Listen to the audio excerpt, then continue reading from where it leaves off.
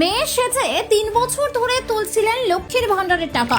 এবার পালা বদলের পর খোদ মুখ্যমন্ত্রী শুভেন্দু বাবু নিজেই জানালেন মুর্শিদাবাদ জেলার বহরমপুরের শিয়ালমারা এলাকার রাকিবুল শেখ পিতা মনসুর শেখ মেয়ে সেজে দীর্ঘ 3 বছর ধরে তুলছিলেন লক্ষ্মীর ভান্ডারের টাকা।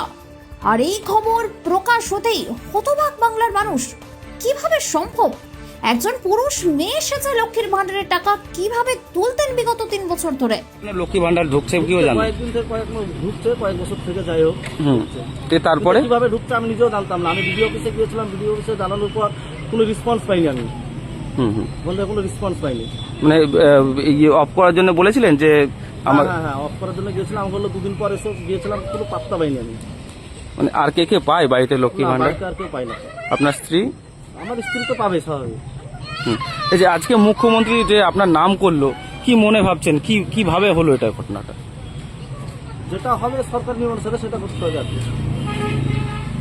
প্রায় কতদিন থেকে পাচ্ছেন মনে হচ্ছে, আপনার কতটা জানেন? 2 বছর থেকে এরকম হবে, 2 বছর 1.5 বছর। কিভাবে ঢুকেছে আমি নিজেও জানি না, কিভাবে ঢুকেছে আমি নিজেও জানি না। অ্যাপ্লাই কিভাবে হয়েছে অ্যাপ্লাই তাও জানি, আমি তো অ্যাপ্লাই করিনি।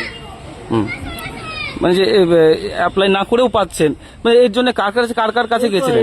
এর জন্য দায়ী প্রশাসন, সরকার আর কি। সরকার দেখতে পাচ্ছে না যে একটা ছেলের অ্যাকাউন্টে কিভাবে টাকা ঢুকছে। সেটাও যাচাই করা দরকার ছিল।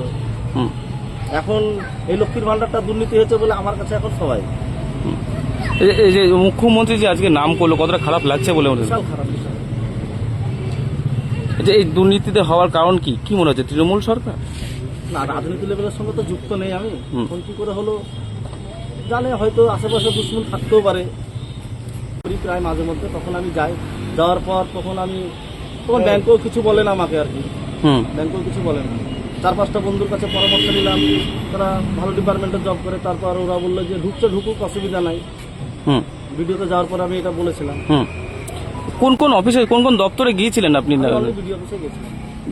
বিডিও অফিস থেকে কি ছাড়া দিয়েছে? ও এখন নাই, ভিডিও যার সঙ্গে কথা বলবার সে নাই, পরে আসবে এরকম কথা। আপনার লোকাল পঞ্চায়েত অফিসে জানাইনি। ও লোকাল পঞ্চায়েত অফিসে জানতো না।